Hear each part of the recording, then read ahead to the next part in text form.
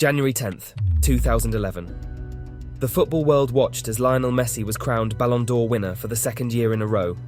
47 goals, 11 assists, in 53 matches. On paper, it seemed undeniable, a victory well-deserved. But not for everyone.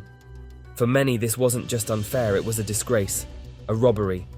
Because in their eyes, the true winner wasn't standing on that stage. It was Wesley Sneijder. The Dutch maestro had achieved one of the greatest seasons in football history. He had won Serie A, the Coppa Italia, and the Champions League. A historic treble, secured with brilliance and determination. And as if that wasn't enough, he carried his nation to the World Cup final. Yet, when the moment of recognition arrived, he was cast aside, overlooked, denied his rightful place among football's legends. For years, it was the fans who kept the debate alive. But now, after 15 years of silence, Wesley Sneijder finally speaks. And this time, he doesn't hold back. The 2010 Ballon d'Or debate, a controversy that never faded. The 2009-10 season remains one of football's most riveting chapters, a period when titanic talents clashed on the grandest stages and every match redefined the boundaries of the sport. At the forefront of this dazzling display were Barcelona's legendary trio, Lionel Messi, Xavi Hernandez, and Andrés Iniesta. Their mesmerizing interplay and relentless brilliance not only set new benchmarks in club football, but also captivated millions around the globe. For Messi, the season was nothing short of magical. With an astonishing tally of 47 goals and 11 assists in 53 matches, his performances were a masterclass in attacking football. Every burst of pace and every ingenious play left defenders bewildered, culminating on January 10th, 2011, when he was crowned Ballon d'Or winner for the second consecutive year, a shining testament to his extraordinary talent. Yet, the brilliance of Barcelona was a symphony of collective genius. Xavi, the midfield maestro, orchestrated the play with unparalleled vision and precision. His ability to dictate the tempo and deliver incisive passes allowed Barcelona to break down the most stubborn defences. Meanwhile, Iniesta's silky dribbling and creative spark turned routine plays into moments of magic, often setting the stage for unforgettable goals. Together, they forged a style of play that was as mesmerising as it was effective.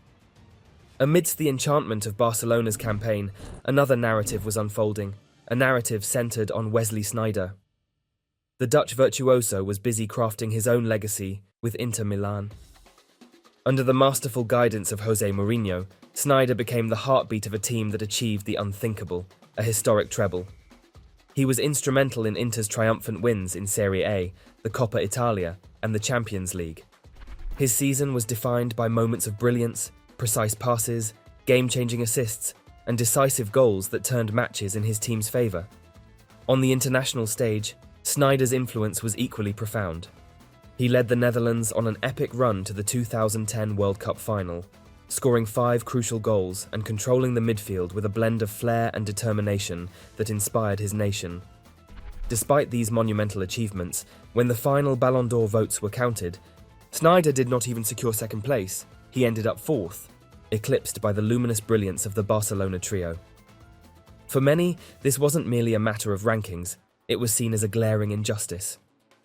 While Messi dazzled with his individual magic and Xavi and Iniesta wove intricate tapestries of passing that defined modern football, fans argued that Sneijder's season of grit, leadership, and tactical mastery had been equally deserving of the highest accolade. His contributions had propelled Inter to a treble and elevated the Dutch national team to the World Cup final, a season of unparalleled achievement that many believed should have been rewarded on the grandest stage. But beyond the glitter of trophies and the roar of collective triumph, one burning question remains. Was Wesley Sneijder's season truly a masterclass of individual brilliance, or was he merely a cog in a larger, mesmerising machine? Was Sneijder the secret heartbeat that elevated his team to greatness? Could his genius have been the very spark that ignited a historic campaign? Was his brilliance the catalyst that set a legendary campaign ablaze? Join us as we peel back the layers of that unforgettable season, where raw talent met relentless determination, and the impact of one man's performance became the subject of fervent debate. Join us as we unravel the story behind Sneijder's season, where every moment on the pitch added another stroke to his legacy. Stay tuned to see how his performance intertwined with his team's historic achievements. The unsung catalyst, revealing Sneijder's hidden brilliance. In the 2009 to 2010 season, Wesley Sneijder's influence was evident across all competitions, showcasing his versatility and playmaking prowess. While statistics provide a quantitative measure of his contributions, Sneijder's true impact lay in his ability to orchestrate play, inspire teammates, and elevate the overall performance of his team. His vision, technical skill, and football intelligence made him the unsung catalyst behind a season that remains etched in football history. During this remarkable season, Sneijder was a pivotal figure in Inter Milan's historic treble-winning campaign, securing the Serie A title, Coppa Italia, and the UEFA Champions League. In Serie A, Sneijder made 26 appearances, starting 24 matches and coming on as a substitute in 2, totaling 1,940 minutes on the pitch. He contributed 4 goals and 6 assists, playing a crucial role in Inter's midfield dynamics. His ability to orchestrate play and deliver precise passes was instrumental in breaking down opposition defences. The Coppa Italia saw Sneijder's strategic brilliance come to the fore. While specific match statistics are less detailed, his presence provided stability and creativity, essential for Inter's success in the tournament. His vision and tactical awareness allowed him to link defence and attack seamlessly, making him a vital cog in the team's machinery. In the UEFA Champions League, Sneijder's performances were nothing short of exceptional. Participating in 11 matches, he amassed 948 minutes, scoring 3 goals and providing 6 assists, making him the tournament's top assist provider that season. A standout moment was his equalising goal against Barcelona in the semi-final first leg, contributing to a 3-1 victory that paved the way for Inter's progression to the final. On the international stage, Sneijder's excellence continued during the 2010 FIFA World Cup with the Netherlands. He played all 7 matches, totaling 652 minutes, and was pivotal in leading the team to the final. His 5 goals in the tournament included decisive strikes against Brazil in the quarter-finals and Uruguay in the semi-finals, underscoring his knack for rising to the occasion in critical moments. These figures highlight Sneijder's indispensable role in both Inter Milan's and the Netherlands' remarkable achievements during that season. His ability to perform decisively in crucial moments, coupled with his leadership and technical prowess, solidified his status as a key figure in one of football's most memorable seasons. Reflecting on that extraordinary season, it's evident that Wesley Sneijder's hidden brilliance was a cornerstone of his team's unparalleled success, leaving an indelible mark on the sport. After analysing his incredible season, it's clear that Wesley Sneijder was much more than just a player. He was the engine that drove his team's success. So, what did Sneijder himself think about being overlooked in favour of Lionel Messi, who claimed the prestigious award that year? Let's dive into what he had to say about that unforgettable moment in football history, a robbery in his eyes, Sneijder's take on the 2010 Ballon d'Or. The year 2010 was a pinnacle in Wesley Sneijder's illustrious career. For years, Sneijder maintained a dignified silence on the matter, choosing to focus on his team's collective triumphs rather than personal accolades. However, in a candid interview with Egyptian television channel Al Hayat TV, he finally addressed the lingering question. It was a little unfair that I didn't win the 2010 Ballon d'Or and Messi did. But I'm not a guy who cries about it. The Ballon d'Or is an individual award, and I prefer to win collective trophies. His words resonated with the weight of unspoken frustrations. Despite his personal sentiments, Sneijder emphasized his preference for team success over individual recognition. He continued, "If I had to choose between the Champions League and the Ballon d'Or, I would choose the Champions League that I won. I'm very happy with that title." Reflecting on the 2010 World Cup final, Sneijder's voice softened with a tinge of regret. "We deserved to win in 2010 against Spain, but they were an incredible team and beat us. Reaching the final was a fantastic achievement that I dreamed of, and I'm still heartbroken to have lost." At the end of the interview, Wesley Sneijder said the most direct quote of the conversation. With a calm but firm tone, he finally addressed the topic that had been lingering for years. "They robbed the Ballon d'Or from me in 2010. There was no bitterness, but the weight of that statement was clear. It wasn't just about the award, it was about the recognition he felt he had earned after a season that included winning the Champions League with Inter Milan and leading the Netherlands to the World Cup final. But rather than lingering on the injustice, Sneijder shifted his focus with a hint of pride. "But honestly, I'm happy that people are still talking about it in 2025, 15 years later." Even after all this time, the debate surrounding his 2010 Ballon d'Or loss still resonated with fans and pundits alike. It was clear that Sneijder had come to terms with the result, but his legacy, it seemed, would continue to spark conversation for years to come. These revelations shed light on the internal conflict of a player whose dedication to the sport and his team was unwavering, even in the face of personal disappointment. Sneijder's reluctance to publicly voice his discontent for so long underscores the humility and professionalism that defined his career. A year of controversy. 2010 Ballon d'Or through the eyes of its rivals.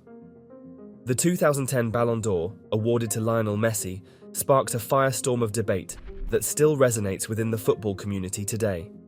Messi's victory was celebrated, but for many, it felt like a controversial decision. Beyond Sneijder's personal thoughts, the debate quickly spread across the football world.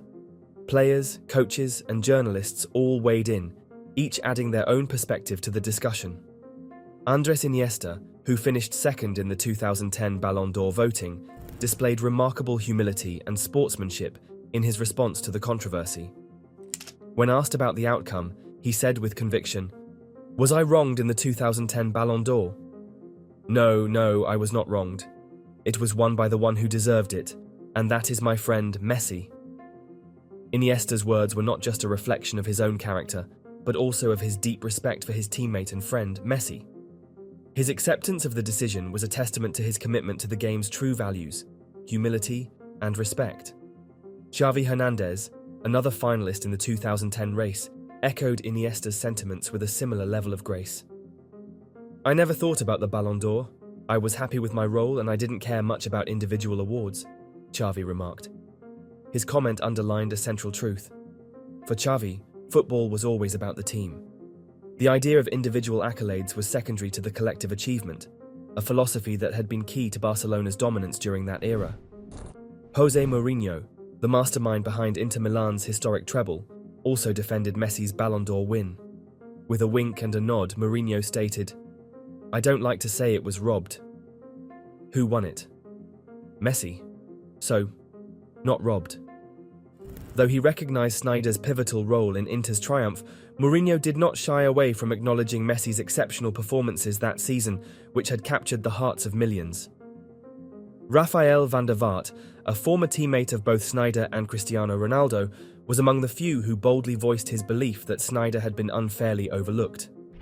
In an interview with TalkSport's The Lineup, van der Vaart selected Sneijder for his ultimate five-a-side team, noting how instrumental the Dutchman had been in Inter Milan's treble-winning season and the Netherlands' World Cup journey. "I think he was robbed of the Ballon d'Or that year," van der Vaart said, passionately defending his fellow countrymen's contributions. Media outlets also weighed in on the debate. 90minutes.com, for example, highlighted the contrast between Messi's individual brilliance and Sneijder's collective triumphs. While Messi's individual stats were undeniable, the article pointed out that Sneijder's impact with both Inter Milan and the Dutch national team made him a strong contender in the eyes of many journalists. Sneijder's success was appreciated by the journalists who were invited to vote for the 2010 Ballon d'Or, the piece stated, acknowledging that the decision wasn't as clear-cut as some might have thought. Even Cristiano Ronaldo, who had finished second in the 2009 Ballon d'Or voting and would later go on to secure his own series of Ballon d'Or wins, remained largely silent on the 2010 result. Yet, in a subtle yet powerful nod to Messi's greatness, Ronaldo remarked, "What Messi has done, I cannot deny. He is a great player." This statement, though not directly about the 2010 award, reflected Ronaldo's admiration for Messi's skill and achievements, even if he himself had a different philosophy on the Ballon d'Or. "For me, the Ballon d'Or has always been about more than just stats. It's about who performs best when it matters most," he added, hinting at his own criteria for the prestigious honour. The debate also found its way to social media, where fans passionately argued over the fairness of Messi's victory. On platforms like Twitter and various football forums, many argued that Sneijder's achievements, leading Inter to a historic treble and guiding the Netherlands to the World Cup final, deserved more recognition. His supporters felt that Messi, despite his individual brilliance, had not won a major international tournament that year, unlike Sneijder, who had been a central figure in his national team's impressive run. However, Messi's supporters countered by emphasizing his extraordinary consistency throughout the season. The goals, the assists, and the performances week in and week out, Messi's brilliance on the pitch seemed unparalleled. To them, it wasn't just about winning trophies, it was about the sheer quality of Messi's play that made him, in their eyes, the best player in the world. In the end, the 2010 Ballon d'Or remains one of football's most debated decisions. While Messi's victory is celebrated by many, others continue to argue that the prize should have gone to someone else. But what cannot be denied is the immense talent of all those involved, each of whom contributed to one of the most exciting and unpredictable seasons in football history. The 2010 Ballon d'Or, like many iconic moments in the sport, will forever be etched in history as a symbol of excellence and controversy.